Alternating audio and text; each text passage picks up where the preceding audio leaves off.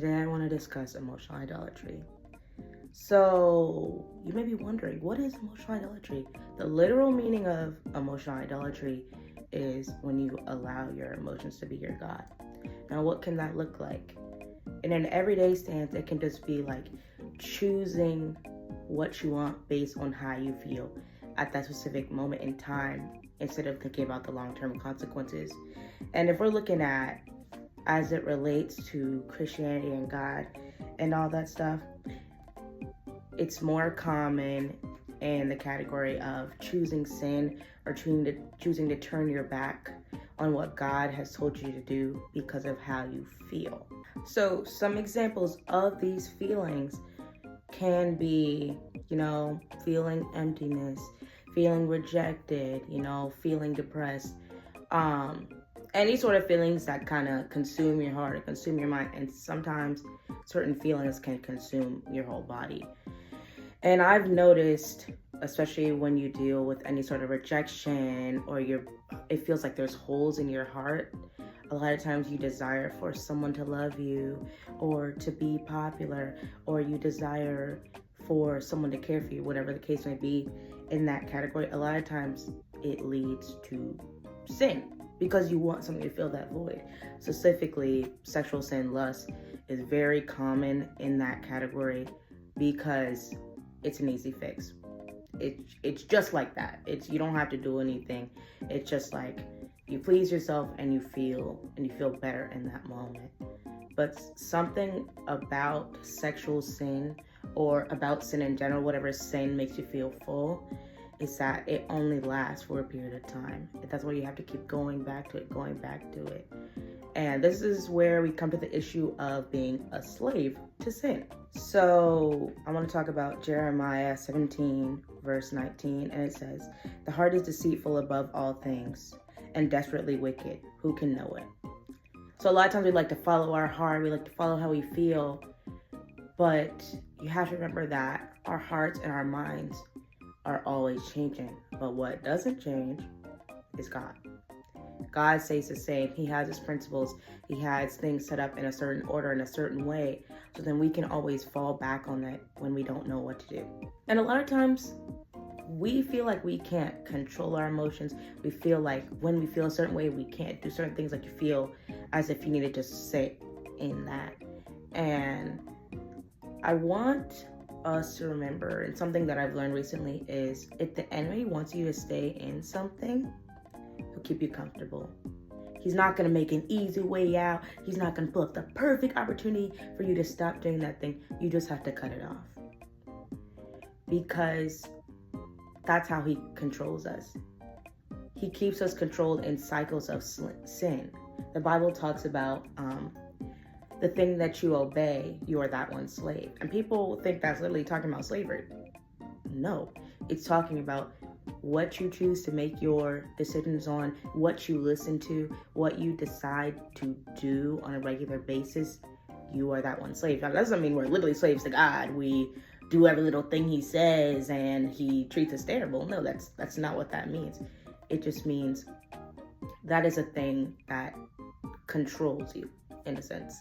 Now, literally, it can be, if we got some demonic oppression going on, yeah, sometimes that controlling stuff is literal.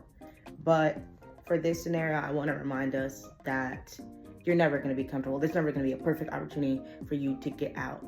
And it doesn't matter how you feel, you have to stop, or else you're going to just forever be in that sin, that cycle, whatever the case may be. And something I want to say for encouragement in this struggle of emotional idolatry or feeling holes and pits and emptiness that we need to be filled by people or things is that if you allow yourself to sit in that and you talk to God and you feel the feelings, you say, "God, I feel this way.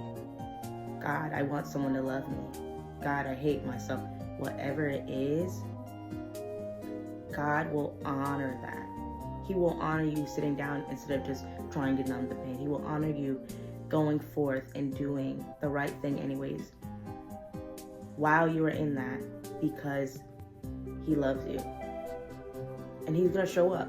I had a situation recently where I was feeling empty. You know, I just had a loss, and I just wanted someone to love me, and so I went to sexual sin for that. And it made me feel full for the time being, but then I would have to keep doing it, keep doing it, keep doing it.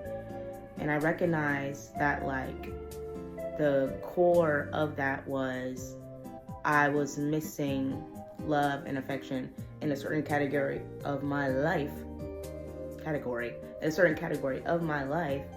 And that led me to have certain feelings or desires. And